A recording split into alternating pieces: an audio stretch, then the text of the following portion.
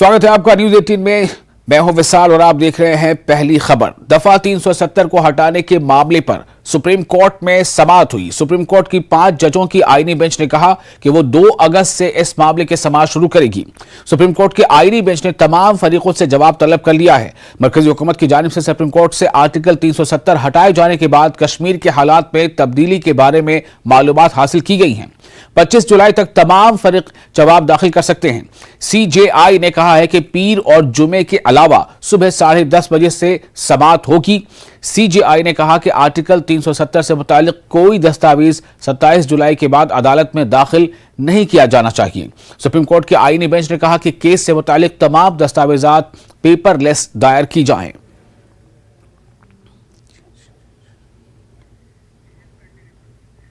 दफा 370 को हटाने के मामले पर सुप्रीम कोर्ट में 2 अगस्त से समाअत होगी। इस मामले पर मुख्तलिफ सियासी और समाजी तंजीमों ने अपना रद्द-ए-अमल जाहिर किया है। National conference leader Hasnain Masoodi ने कहा है कि सुप्रीम कोर्ट में दफा 370 पर 2 अगस्त से मुसलसल समाअत एक अच्छी शुरुआत है। उन्होंने कहा कि 5 अगस्त 2019 को किए गए फैसले आईन के मुताबिक नहीं थे। पीडीपी तर्जुमान मोहित भान ने कहा कि हुकूमत ने सुप्रीम कोर्ट को हलफनामे के जरिए गुमराह करने की कोशिश की। उन्होंने कहा कि वो सुप्रीम कोर्ट में समाअत का खैर मकदम करते हैं। अवामी नेशनल कॉन्फ्रेंस के नायब सदर मुजफ्फर शाह ने आर्टिकल 370 पर सुप्रीम कोर्ट में समाअत पर आवाम की निगाहें हैं। उन्होंने कहा रूट्स इन कश्मीर के तर्जुमान अबिद अना का कहना है कि कश्मीर में आर्टिकल 370 अब बहाल होने की उम्मीद नहीं है।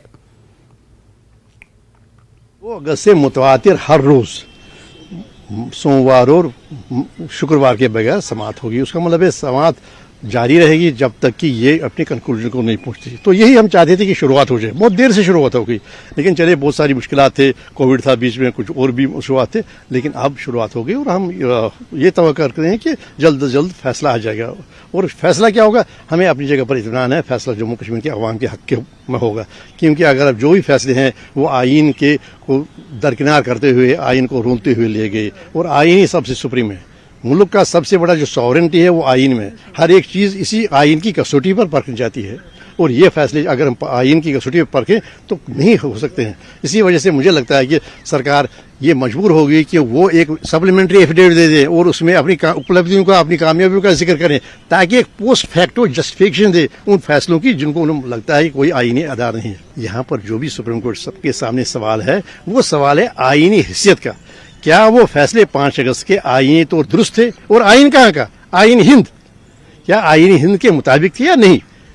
और उसका जवाब ही ये टॉप कॉन्स्टिट्यूशनल कोर्ट है, इस सुप्रीम कोर्ट को उसी का जवाब देना। और आज लगता है कि उच्चतम न्यायालय ने इसको तेजी से आगे बढ़ाने का प्रयास किया है। 2 मेजर बातें जो आज आई हैं, एक थी कि जो शाह फैजल और शहला रशीद का नाम पेटिशनर से हटा दिया गया है। दूसरा, जो कल सेंट्रल गवर्नमेंट ने जो एफिडेविट फाइल किया था उसको लेकर उच्चतम न्यायालय ने ये टिप्पणी दी है कि उसका कॉन्स्टिट्यूशनल क्वेश्चन जो है 370 का, उस पर कोई इम्प्लीकेशन नहीं होगा, उसको उस पर कंसिडर शायद नहीं किया जाएगा। आज के जो ऑब्जर्वेशंस आई हैं और जो टिप्पणी आई, उससे बड़ा ही साफ है कि सुप्रीम कोर्ट इस केस को जल्दी से जल्दी सुनना चाहता है और जल्दी से जल्दी फैसला देना चाहता है। जहां तक 370 की बात है उसके वापस आने की, मुझे पूरा यकीन है कि वो वापस नहीं आएगा, क्योंकि कई कारण है उस पर, और मैं कोई प्रीएम्प्ट नहीं करना चाहता कोई जजमेंट को, बट मेरी अपनी व्यक्तिगत राय ये है और केस के पेपर्स को देखते हुए, सबमिशंस को देखते हुए, कि 370 वापस तो नहीं आने वाला। सुप्रीम कोर्ट की तरफ से कि इसको एक्सप्रेस हियरिंग पे लिया गया है। मैंने सुना है कि शायद मंडे और फ्राइडे को छोड़कर बाकी हर दिन ये केस जो सुना जाएगा।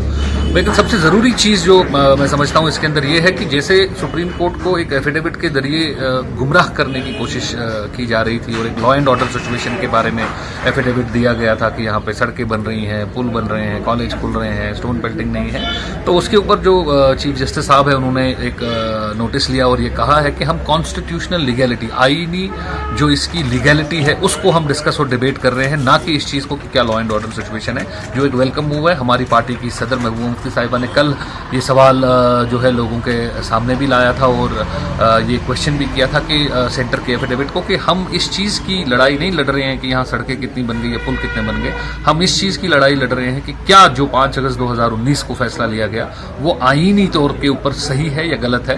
मैं समझता हूं कि चीफ जस्टिस चंद्रचूड़ साहब ने एक बहुत ही इम्पॉर्टेंट पहलू के ऊपर अपनी नज़र दोहराई है और उसको कहा है कि हम इस चीज़ को कंसिडरेशन में नहीं लेंगे, खाली जो कॉन्स्टिट्यूशनल लीगैलिटी है 370 और 35 उसके ऊपर ही डिबेट होगी और उसी के ऊपर जो है ये जो मैटर है उसी के ऊपर डिसाइड किया जाएगा। 2 अगस्त से आपको रेगुलर बैठना है इस पर, एक्सेप्टिंग 2 डेज जो मंडे और वेंसडे, शायद मंडे एंड वेंसडे, यस, उसमें छुट्टी लेकर rest you have to hear it and conclude it, क्योंकि आज honourable supreme court of India पे तमाम वर्ल्ड की निगाहें हैं।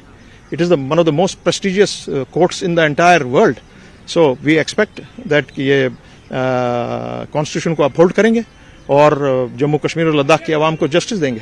एक सवाल जो था वो केंद्र सरकार के हलफनामे को लेकर के था, एफिडेविट को लेकर था। सुप्रीम कोर्ट ने कहा कि हम इस पर सुनवाई नहीं करने जा रहे हैं। क्या आपको मेरी नजर में वो इट हैज नो वैल्यू। आप जी लाएं एफिडेविट और मुझे कहें कॉन्स्टिट्यूशनल इश्यूज खड़े हो रहे हैं, उनको सुना जा रहा है, और आप कह रहे हैं जी G20 मैंने करा दिया, मैंने यहाँ नौकरी दे दी, मैंने यहाँ सड़क आपकी साफ करा दी। सो आप पहले ही आपने हथियार छोड़ दिए हैं, आपके पास कुछ नहीं है बोलने को, क्योंकि ये केस ऐसा है कि इसको सही से सुना जाए, ज्यादा से ज्यादा 5 मिनट में abrogation of article 370 will be dismissed. National conference के नायब सदर उमर अब्दुल्ला ने दफा 370 केस की रोजाना बुनियाद पर समाअत के सुप्रीम कोर्ट के फैसले का खैर मकदम किया है। उमर अब्दुल्ला ने कहा है कि हमारा केस मजबूत है और हमें अच्छे फैसले की उम्मीद है। ऑनरेबल सुप्रीम कोर्ट या उस बेंच पे बैठे हुए जजेस के खिलाफ कोई ऐसी बात करना नहीं चाहता हूं जो गैर जिम्मेदार हो या जो फैक्ट्स पे बेस्ड ना हो। मुझे अभी तक उनके किसी भी बात से ये नहीं लगा है कि वो आईन और कानून को छोड़ के किसी और चीज पे बात करने के लिए तैयार है। ये एक अच्छा मौका था, गवर्नमेंट ऑफ इंडिया का एफिडेविट था उनके सामने, उनको कोई मजबूरी नहीं थी, वो चाहते तो इस एफिडेविट को कबूल करके इसको भी बहस का मुद्दा बना लेते, नहीं किया। और मुझे लगता है हम सबको इसका इस्तेकबाल करना चाहिए और अब हमें खामोशी से इन हियरिंग्स का इंतजार करना चाहिए। जो होगा सुप्रीम कोर्ट के अंदर होगा, और जैसे मैं बार बार कहता आया हूं, मुझे लगता है कि हमारा केस जो है सबका एक मजबूत केस है और हम इंसाफ की उम्मीद करते हैं। नाराबल में अंदरूनी सड़कों की खस्ताहाली को लेकर लोगों ने इंतजामिया के खिलाफ एहतजाज और सख्त बरहमी का इजहार किया है। अंदरूनी सड़कों की खस्ता और ड्रेनेज सिस्टम न होने की वजह से सड़कों पर गहरे गड्ढे हैं। तस्वीरों में साफ दिखाई दे रहा है कि किस तरह सड़कों की खस्ता हालत है, जिसके बायस मकामी लोगों को चलने में दुश्वारियां पेश आ रही हैं। नाराबल को गेटवे ऑफ गुलमर्ग कहते हैं। यहां से ही दुनिया भर के सयाह गुलमर्ग जाते हैं। इसके बावजूद इस इलाके को नजरअंदाज किया गया। लोगों ने बरहमी का इजहार करते हुए कहा है कि आज तक इन्होंने इंतजामिया के हर दरवाजे को खटखटाया लेकिन कोई तवज्जो नहीं दी गई, जिसकी वजह से इन्हें एहतजाज पर उतरना पड़ा। हमारे जितने भी बुजुर्ग हैं वो परेशानी में मुब्तला है। कभी यहाँ यह पानी ख़त्म नहीं होता है, साल भर रहता है, गंदा पानी, चाहे हो बारिश का पानी हो, कुछ भी हो। और उसके बाद ये रोड जो बना है, इस पर पता नहीं कितने कितने पैसे निकाले गए हैं। ये वैसे का वैसा है, उससे भी परेशान बदतर है जैसे पहले था। हाँ, हम तकरीबन 3 सालों से कह रहे हैं कि हमारी रोड का कुछ मसला हल कीजिए। बैक साइड में नए गेटवे ऑफ गुलमर्ग है, ये इसके बैक साइड में है नारबल जामा मस्जिद के पीछे। हमें इतने मसले हैं कि यहाँ जब बारिश पड़ती है, आजकल जुलाई का महीना है, ये आप देखिए जुलाई के महीने में भी क्या हाल है। अच्छी मुश्किलात पकान सड़कें पकुन शराब यपर वंदस मज ज्यादा रूदस वूदस बे ड्रेन मस जामिया मस्जिद किन अचान इथे पे जामिया मस्जिद यम खोर बढ़ पे नमाज पढ़ मस्जिद मज कि गसान सान खत करो रब सद पास कि बुंद बस तो ड्रेन मैन क्या बे करो सड़क ठीक बस ये। जनूबी कश्मीर के कस्बा पापुर में अगरचे दिन ब दिन खेलों का रुझान बढ़ता जा रहा है, तहम इलाके में खेलकूद के लिए मुनासिब जगह न होने की वजह से खिलाड़ियों को सख्त मुश्किलात का सामना करना पड़ता है। यहाँ के लड़के और लड़कियां आए रोज मुख्तलिफ खेलों में हिस्सा ले रही हैं, लेकिन इलाके में खेल कूद के लिए कोई खास ग्राउंड मौजूद नहीं है। अब इलाके में एक इकबाल नामी ग्राउंड मौजूद है भी, लेकिन बारिश होने के साथ ही ये मैदान झील का मंजर पेश करता नजर आ रहा है। खिलाड़ियों का कहना है कि इन्होंने पिछले साल भी चंदा जमा करके मैदान पर करीब 1.5 लाख रुपए खर्च किया था, ताहम बारिश ने सब बर्बाद कर दिया। कस्बा पापुर में अक्सर नौजवान खेल सरगर्मियों में हिस्सा ले रहे हैं और मंशियात से भी तकरीबन इलाका पाक हो गया है, लेकिन अब सरकार को नौजवानों को आगे बढ़ाने के लिए इंतजाम करने की जरूरत है। मेरा नाम मुख्तियार अहमद मीर है। लास्ट 10-12 दिन से एक बार तो थोड़ा बहुत ही बारिश गिरा था, उसमें भी हमारा पूरा ग्राउंड डूब गया था। आप पीछे देखिए क्या हालत है ग्राउंड की। पिछले 10 साल से हम गवर्नमेंट के पास जा रहे हैं, बड़े बड़े दावे, हर एक इनॉग्रेशन में यहाँ पे डीसी साहब भी आ रहे हैं, यहाँ पे स्पोर्ट्स के बड़े बड़े ऑफिसर भी आते हैं। हर एक बार इनॉग्रेशन करके हमें बोलते हैं अब इस ग्राउंड पे हम वो करेंगे, ये करेंगे, लाइटिंग लगाएंगे, नीचे नया करेंगे कुछ, लेकिन हर बार उनके दावे ऐसे होते हैं कि जैसे वो ना हमारे साथ मजाक करने आते हैं हमेशा। अथॉरिटीज से जो कंसर्न्ड अथॉरिटीज है यहाँ की यूथ सर्विस स्पोर्ट्स, ये रिक्वेस्ट है on behalf of the youth of Pampore. अगर हम लोग पिछले महीने की बात करें, यहाँ कितने लोग इस एक्टिविटी में जो क्रिकेट खेला जा रहा था, जो बिग बैश टूर्नामेंट यहाँ खेला जा रहा था, उसमें कितने लोग इन्वॉल्व हो रहे थे। And there has been no need in getting the investments for this basketball court. अगर उसके बदले बास्केटबॉल कोर्ट के बदले इसको ही थोड़ी मरम्मत की जाती, there would have been the possibility that यहाँ के यूथ और इन्वॉल्व हो जाते स्पोर्ट्स एक्टिविटीज़ में। और फिलहाल एक छोटा सा ब्रेक लेते हैं, ब्रेक के बाद खबरों का सिलसिला जारी रहेगा।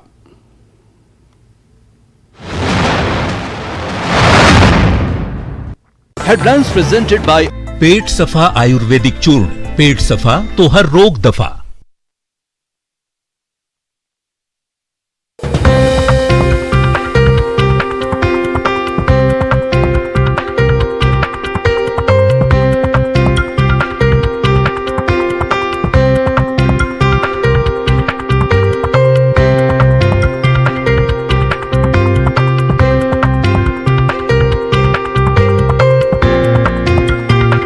हेडलाइंस प्रेजेंटेड बाय पेट सफा आयुर्वेदिक चूर्ण। पेट सफा तो हर रोग दफा। Viewers, India's lord Dalai Lama को उनके 88वें जन्मदिवस पर शुभकामनाएं दी और सभी लोगों से 10 जुलाई को दलाई लामा की लेह यात्रा का गर्मजोशी से स्वागत करने का आग्रह। उधमपुर में मजदूर दस्तकार यूनियन ने बड़े पैमाने पर धरना प्रदर्शन किया। एलजी प्रशासन ने उनकी लंबित मांगों को पूरा करने की मांग को लेकर विश्वकर्मा मंदिर परिसर में प्रदर्शन किया। मीडिया से बात करते हुए एमडीयू के जिला अध्यक्ष दर्शन कुमार ने कहा कि मजदूरों को उनकी बेटियों की शादी के लिए दी जाने वाली सहायता बंद कर दी गई है, इसे दोबारा शुरू किया जाना चाहिए। उन्होंने ये भी कहा कि मजदूरों को 500 रुपए पेंशन दी जाए, साथ ही जिले के सभी मजदूरों का पंजीकरण कराया जाए ताकि उन्हें सरकारी लाभ मिल सके।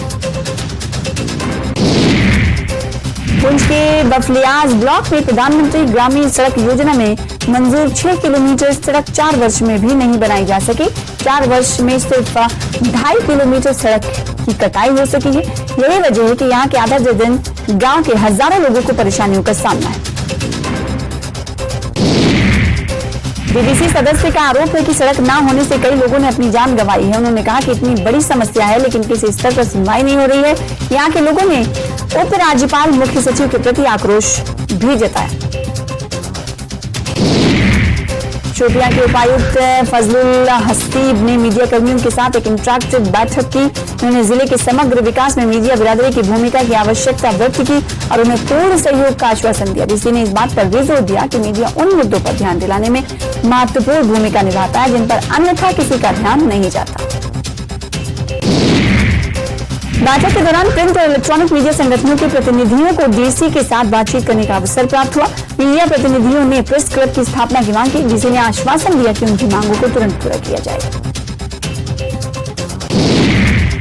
भारतीय नौसेना ने लेह के सिंधु संस्कृति केंद्र ऑडिटोरियम में एक बैंड प्रदर्शन सरगम का आयोजन किया, जिसमें नौसेना के संगीतकारों और एक लोकप्रिय स्थानीय बैंड द शॉट्स के संगीतकारों ने परफॉर्म किया। इस अवसर पर एलजी लद्दाख बीडी मिश्रा मुख्य अतिथि रहे।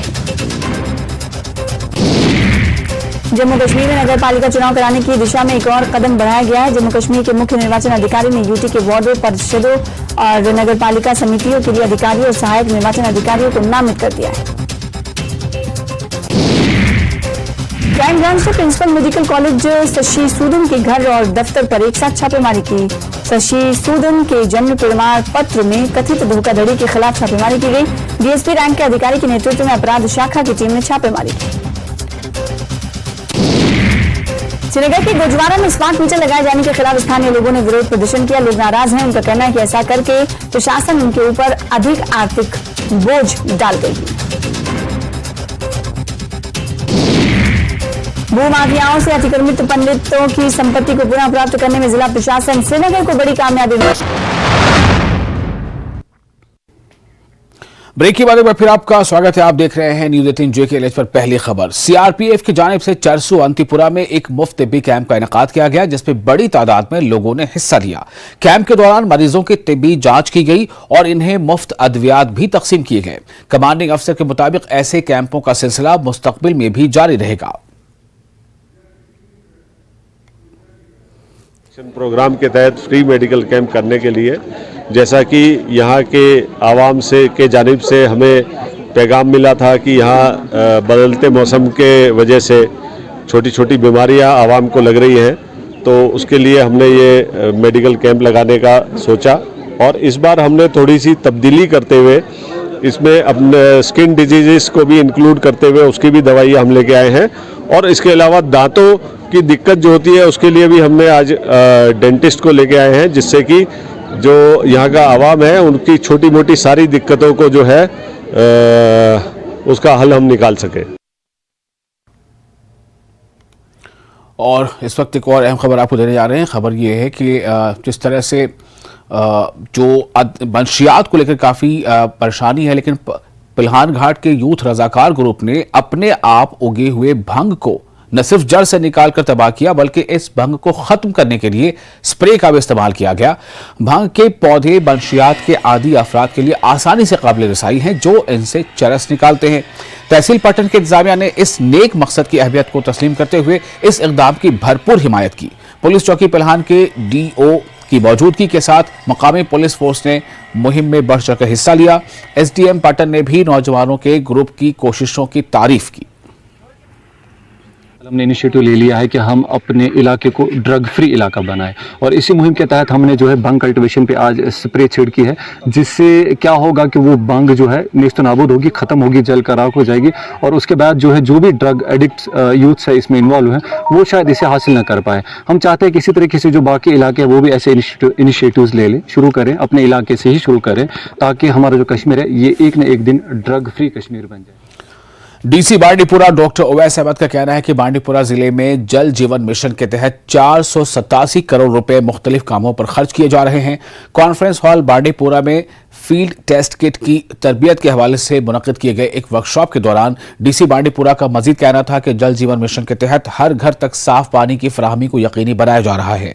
वर्कशॉप के दौरान महकमा जल शक्ति के अमले ने आंगनबाड़ी वर्करों और पंचायती नुमाइंदों को फील्ड टेस्ट किट के इस्तेमाल पर तरबियत फराहम की, ताकि इस बात को यकीनी बनाया जा सके कि लोग अज खुद ये जांच सके कि वो जिस पानी का इस्तेमाल कर रहे हैं वो साफ है या नहीं।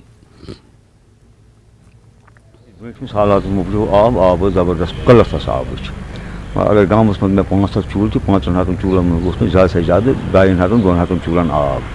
शुक्रिया अदा करता हूं पहले डिस्ट्रिक्ट एडमिनिस्ट्रेशन का, उसके बाद अपने DC साहब का और JDP साहब का, जिनने ये एक बहुत बड़ा इनिशिएटिव लिया या हमारे डिस्ट्रिक्ट में और यहाँ पे जल जीवन का ये प्रोग्राम स्टार्ट किया। तो उसके बाद में हर गांव में मुझे लगता है शायद कोई गांव भी नहीं छूटा है, कुछ गांव छूटे जिनमें ऑलरेडी चल रही थी कोई स्कीमें। उसके बाद में मेरे गाँव में जो 3 करोड़ का प्रोजेक्ट चल रहा है। हमारे टोटल 487 करोड़ के काम जो हैं JJM के वो चल रहे हैं, जिसमें 226 वर्क्स हैं। 135 स्प्रिंग्स जो हैं वो रेनोवेट किए गए अमृत सरोवर के अंदर और अलग अलग स्कीम्स के अंदर, कन्वर्जन्स के अंदर। ये जो सारे काम हैं इनका एक ही एम है कि हर एक घर में जो नल के द्वारा जल पहुंचाया जाए, टैप वाटर कनेक्शन दिए जाए, खासतौर पर जो हमारे रूरल एरियाज हैं उनमें। महकमे आयुष जिला बांडीपुरा के नोडल अफसर डॉक्टर रियाज अहमद का कहना है कि नेशनल आयुष मिशन शुरू होने के बाद महकमे का बुनियादी ढांचा मजबूत हुआ है और हेल्थ एंड वेलनेस सेंटर कायम करके इन्हें जदीद सहूलियात से लैस कर दिया गया है। डॉक्टर रियाज अहमद के मुताबिक एक जानिब जहां मुख्तलिफ मकामात पर हर्बल गार्डन बनाए गए हैं, वहीं जिला इंतजामिया बांडीपुरा के ताउन से गुरेज में एक बहुत बड़ी मेडिसिनल प्लांट नर्सरी भी कायम की गई है। Ministry of Ayush government of India के अंडर जो नेशनल आयुष मिशन लॉन्च हुआ है, उसके अंडर हमारा डायरेक्टरेट बहुत तेज़ी से काम कर रहा है और यहाँ हमारे 100% अब जो पहले आयुष डिस्पेंसरीज होती थी, अब वो Ayush health and wellness centres हैं। आयुष हेल्थ वेलनेस सेंटर्स जो अपग्रेडेशन हुई है, लैब्स को अपडेट किया गया है और हर जगह हमने herbal gardens, medicinal herbal gardens create किए हैं। जहाँ पे जगह है वहाँ पे गार्डन है और जहाँ पे जगह नहीं है वहाँ हमने पॉटेड प्लांट्स डेवलप किए हैं। इस तरह इंफ्रास्ट्रक्चर के लिहाज से बहुत अच्छा काम हो रहा है। बहीबाग कुलगाम में पीडीपी ने एक मीटिंग का इनेकाद किया जिसमें सीनियर लीडर मोहम्मद अमीन डार के अलावा वर्करों ने शिरकत की। इस मौके पर मोहम्मद अमीन डार ने कहा है कि सुप्रीम कोर्ट में दफा 370 के हवाले से सुनवाई बहुत पहले होनी चाहिए थी ताकि इंसाफ फराहम किया जा सकता। उन्होंने अदलिया के फैसले पर उम्मीद जाहिर करते हुए कहा कि रियासती अवाम को उनका हक वापस दिया जाएगा। इसके अलावा उन्होंने पार्टी को मजबूत बनाने पर भी जोर दिया। हियरिंग जो आर्टिकल 370 पे थी, अर्जेंट किस्म की हियरिंग थी, ये पहले 4 साल पहले शुरू हो जानी चाहिए थी। पहले इसमें 4 साल क्यों लगे, ये हमारी समझ से बाहर है। दूसरी बात यह है, अब जब शुरू हो गया तो चलो अभी हम उसको खैर मकदम करते हैं कि शुरू हो गया, लेकिन हमारी गुजारिश यही होगी जुडिशरी से कि we have last hope is judiciary, supreme court, कि इसको थोड़ा जल्दी करे, तारीख पे तारीख ना देने के बजाय अगर पास इस पे हो जाए जैसे बाकी केसेस में होता है तो शायद कश्मीरियों को राहत मिल जाती है। और डिले करना तो मुझे लगता है सरकार की ये गवर्नमेंट ऑफ इंडिया कोशिश करेगी इसको एक तरीके से या दूसरे तरीके से डिले करने की until they get the elections. But हमें सुप्रीम कोर्ट से उम्मीद है कि वो इस पे सोच लेंगे और उसको जल्दी डिस्पोज ऑफ करने। डिप्टी कमिश्नर कुपवाड़ा आयुषी सिद्धार्थ ने अचानक सब डिस्ट्रिक्ट अस्पताल का दौरा किया। इस दौरान डिप्टी कमिश्नर ने अस्पताल में जेर इलाज मरीजों से बातचीत की और मरीजों को दी जाने वाली अद्वियात को हर वक्त मयसर रखने की हिदायत दी। आयुषी सुधार ने कहा कि महकमे सेहत बराह रास्त इंसानी जिंदगियों से जुड़ा पेशा है, लिहाजा दिन रात मरीजों को बेहतर सहूलियात दस्तयाब होनी चाहिए। बांडीपोरा जिले में खुदकुशी की वाकयात में इजाफे के बारे में बेदारी पैदा करने के मकसद से कम्युनिटी और गांव की सतह पर एक सीरीज का इनेकाद किया गया है। इसकी रहनुमाई जिला तरक्याती कमिश्नर डॉक्टर उवैस अहमद ने की, जबकि निगरानी डिस्ट्रिक्ट प्रोग्राम अफसर मोहम्मद अशरफ ने की। इस पहल को WHL 181 का नाम दिया गया है, जो कि खवातीन और बच्चों की तरक्की की मरकजी वजारत का एक प्रोजेक्ट है और इसे जम्मू कश्मीर में समाजी बहबूद के महकमे की तरफ से खवातीन को बाइख्तियार बनाने के जरिए चलाया जा रहा है। इस मौके पर खिताब करते हुए बिलाल भट्ट ने हेल्पलाइन की तरफ से फराहम की जाने वाली मजमूई खिदमात पर रोशनी डाली। तफसीलात बताते हुए उन्होंने कहा कि हेल्पलाइन परेशानी में मुब्तला खवातीन को 24 घंटे फौरी जवाब फराहम करती है। आज हमने यहाँ पे कम्युनिटी लेवल का मेगा अवेयरनेस प्रोग्राम का ऑर्गेनाइज किया और हमने माँ और बहनों और यहाँ पे सारे बुज़ुर्ग भी और बच्चे भी जुड़े, उनको हमने सेंट्रली स्पॉन्सर जितनी भी स्कीम्स हैं उनके बारे में हमने इनको जागरूक किया, उनके बारे में हमने आज इनको अवेयर किया और लोगों ने प्लेज लिया कि हम इस आवाज़ को बाकी लोगों तक भी पहुंचाएंगे, क्योंकि एरिया बहुत बड़ा है। बांडीपोरा इस वास्ट डिस्ट्रिक्ट और यहाँ पे आज हमने आईसी भी डिस्ट्रीब्यूट किया और यहाँ पे वॉलंटियर्स का ग्रुप भी यहाँ पे खड़ा हो गया। उन्होंने बोला कि आहे रोज़ आप यहाँ पे रोज़ आइए और यहाँ पे हमारे साथ ये जागरूकता कीजिए, ताकि हम भी जितने भी सुविधाएँ हैं, जितने भी सर्विसेज हैं, चाहे उनमें women helpline 181, Sakhi one stop centre, district hub empowerment of women, special cell for women और बाकी जितने भी under the department of social welfare में स्कीम्स आती हैं, हमने यहाँ इनको आज सारी scheme. Chairman CEC Kargil Firoz Ahmed Khan ने लेह में 9 तामीरशुदा ज़ंस्कार सराय का इफ्तिताह किया। कौंसिल की जानिब से CEC ज़ंस्कार के लोगों को लेह में ज़ंस्कार सराय के इजाफी ब्लॉक की बरवक्त तामील और तकमील पर मुबारकबाद दी। उन्होंने जोर देकर कहा कि शहर में किसी भी मकसद के लिए आने वाले लोगों के लिए रिहाइश की जरूरत होती है, इनके लिए ये सराय काफी सूदमंद साबित होगा। वहीं उन्होंने Zanskar social welfare society Leh की ज़ंस्कार के लोगों की फलाह बहबूद के लिए इनकी अनथक और बेलौस खिदमात की तारीफ भी की।